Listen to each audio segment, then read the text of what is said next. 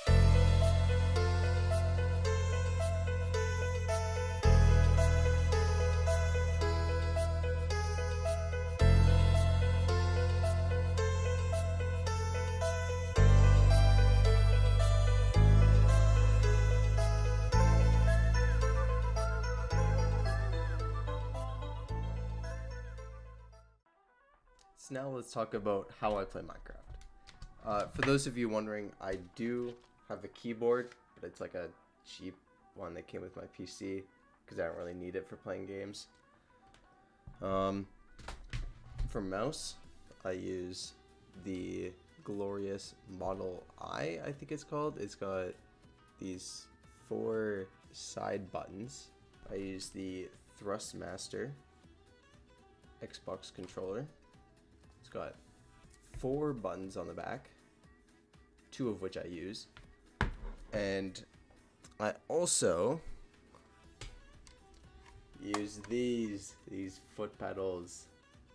I'll explain what they're used for in a minute. So I'll go over the mouse keybinds first. Okay, so right click and left click are just standard right click and left click. I haven't messed with those controls. I think those are the only controls I haven't changed. Then middle mouse button, that is opening inventory. Side buttons here, the back one, furthest back one is jumping. This middle one, right above my finger, is for swapping with the offhand. This big one on the bottom, I use for slot 3, but I don't typically use it. It's kind of just there. And then this last one is when I'm playing on Optifine, I use it for zoom. Scroll wheel is for going through inventory. Also, I play on 3200 DPI, so if that's why it's the video you see me not really moving my mouse at all, that's why. I have very high DPI. Now for controller, this is where it gets a little crazy. I use the left stick for WASD, just moving. Pushing in this button does sprint. So for down on the D-pad here, I have that bound to slot number 2. The left D-pad button I have for opening up F3. The right D-pad button I use for dropping items. And the top one I use for shifting, which helps me shift click or pick up lock. That's what this is used for. Then for the left bumper, I use that for crouching as well as control, so I can just drop a whole stack of items at the same time if I'm holding crouch. And then this button is, this trigger button is bound to slot 5. And then on the back, I have this bottom button bound to F5, so I can go in third person mode. And then the one right above it is bound to slot 1. Now, for my foot pedals,